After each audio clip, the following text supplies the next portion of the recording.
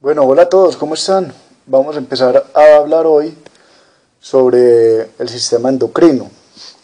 ¿Qué es el sistema endocrino?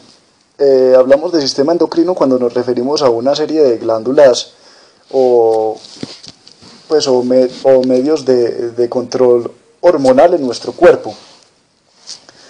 El sistema endocrino utiliza el hipotálamo, la hipófisis, la tiroides y la paratiroides y las glándulas suprarrenales en armonía para regular como el estado hormonal del cuerpo, ¿cierto?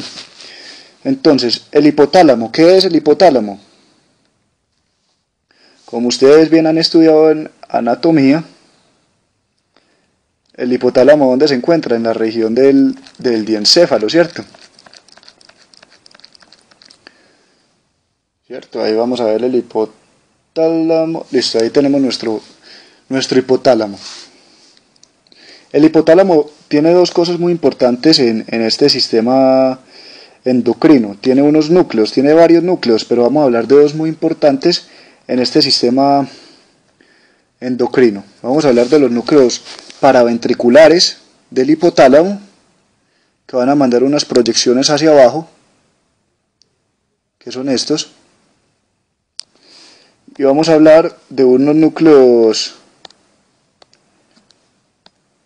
que van a ser los núcleos supraópticos del hipotálamo, que también van a mandar una serie de proyecciones, axones, esos son axones, hacia abajo, ¿cierto? Pero eso no va así, eso va es como así.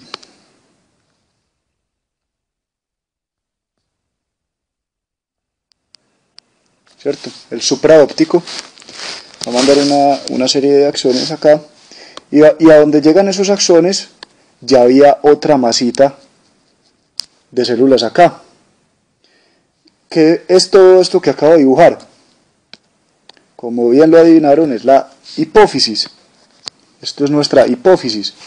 Como pueden ver, compuestas por fibras de los núcleos paraventriculares del hipotálamo,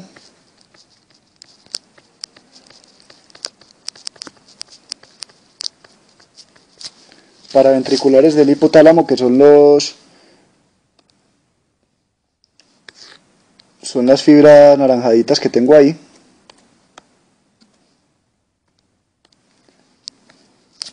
También la supraóptica del hipotálamo, que son las rosaditas. Y vamos a ver que también está compuesto por la adenohipófisis, que ya estaba ahí y que no viene del hipotálamo. Esto es nuestra hipófisis, como lo podemos ver. Entonces, ¿qué tenemos? Varias cosas. Primero, que entonces esto viene de dos lugares embrionarios distintos.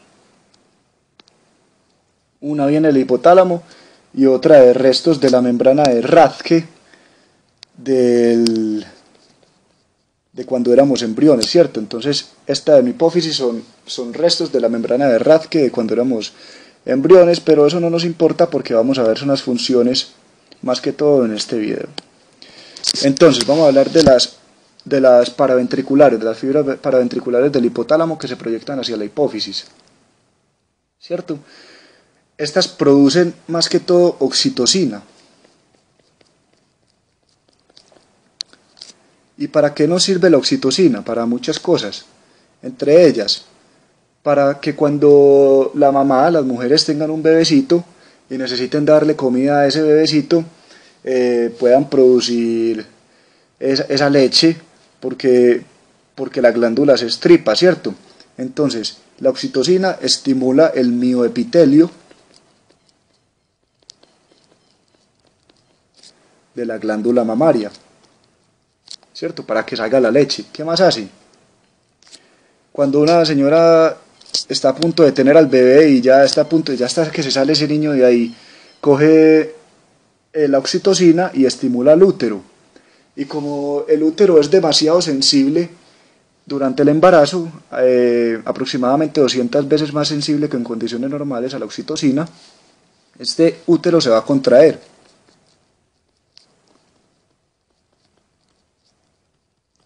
¿Por qué? Porque la oxitocina causa la contracción de músculo liso, y el útero es músculo liso, entonces lo contrae. Y como está muy aumentada la respuesta a esta hormona oxitocina, se va a contraer el útero. ¿Qué más hace esto? Que cuando nosotros estemos por ahí disfrutando, se nos encalambre todo el cuerpo y tengamos un orgasmo. ¿Cierto? Eso es gracias a la oxitocina. Entonces cuidado, se les corta este tallito por acá. Bueno, ¿qué más? Tenemos los núcleos supraópticos. ¿Qué producen los núcleos supraópticos? Producen ADH. ¿Qué es la ADH?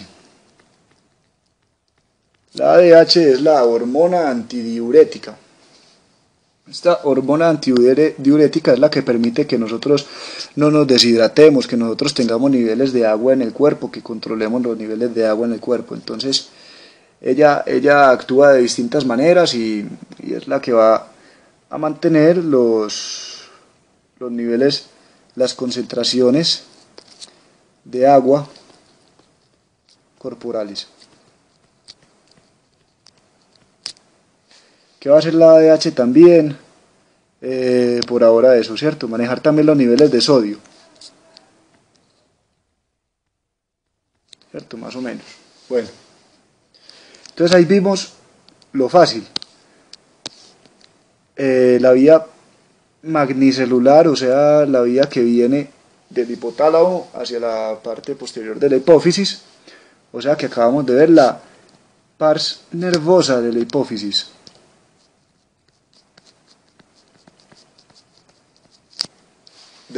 ¿Cierto? Ahora vamos a ver la adenohipófisis.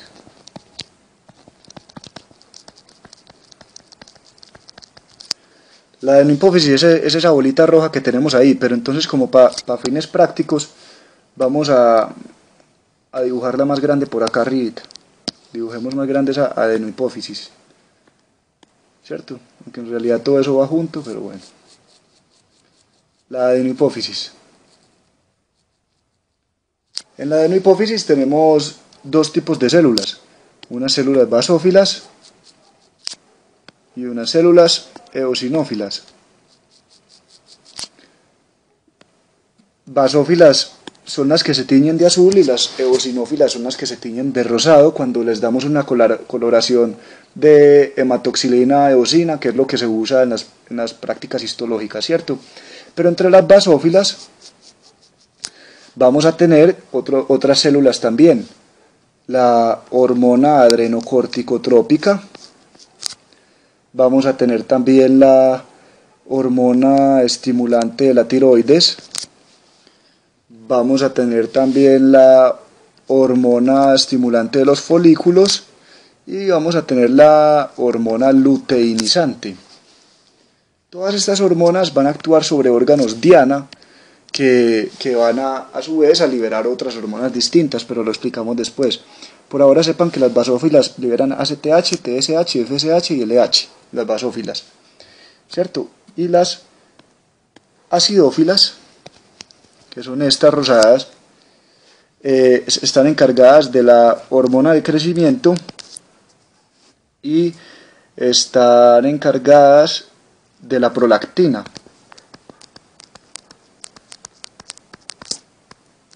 Que también actuarán en órganos diana. Pero ¿qué sabemos que hace la prolactina, por ejemplo, la hormona del crecimiento? La hormona del crecimiento hace que nosotros crezcamos y que se alteren varias funciones metabólicas que vamos a ver después.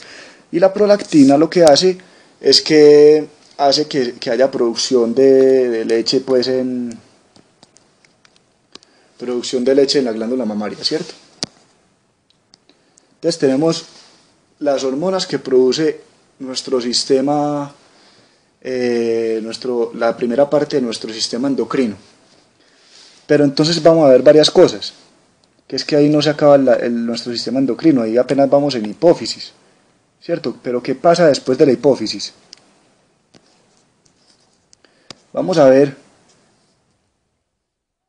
que esa TSH, la TSH que produjo la hipófisis, va a actuar sobre una glándula que se llama la tiroides.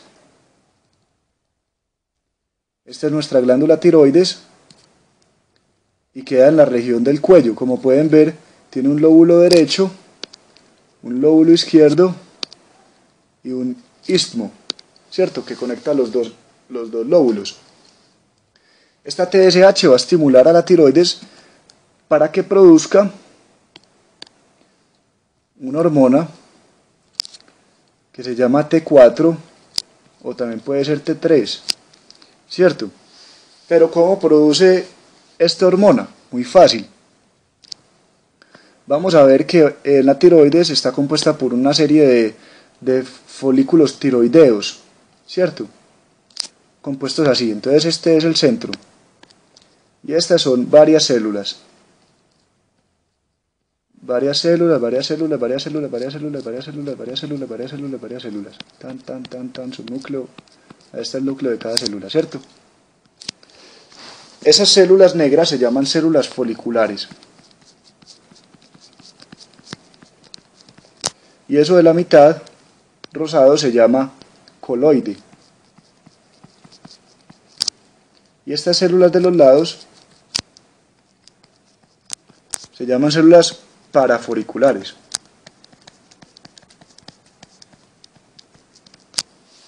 ¿Qué va a pasar? Dentro de este coloide se va a formar nuestra hormona T4-T3, pero es aquí a donde se pega nuestra hormona TSH. Entonces dibujémoslo. ¿Cómo formamos el T4-T3 que va a ir a actuar sobre distintas partes del cuerpo? Entonces tenemos acá nuestra célula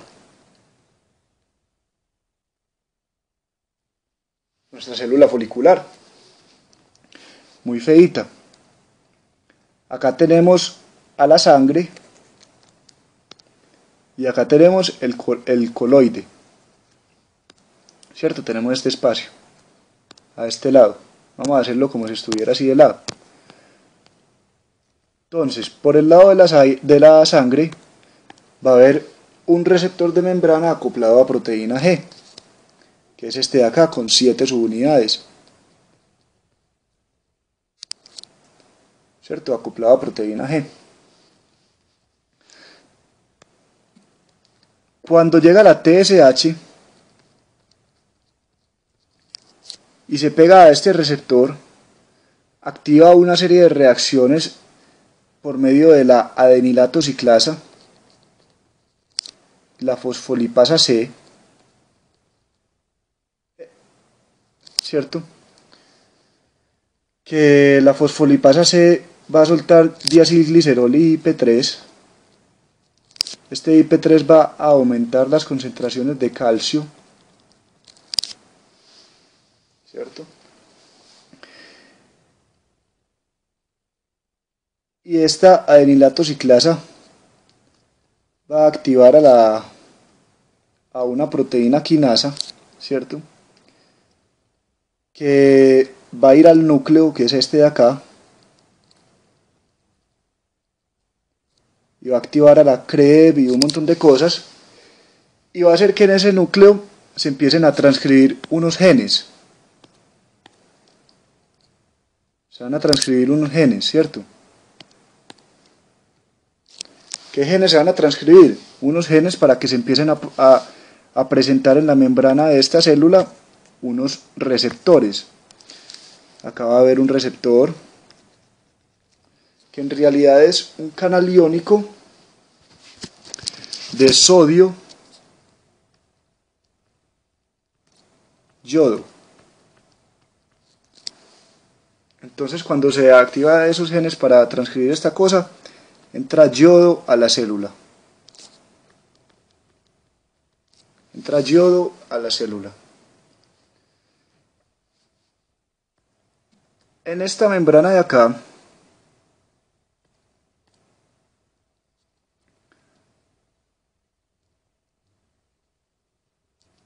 va a haber una serie de canales de cloro yodo,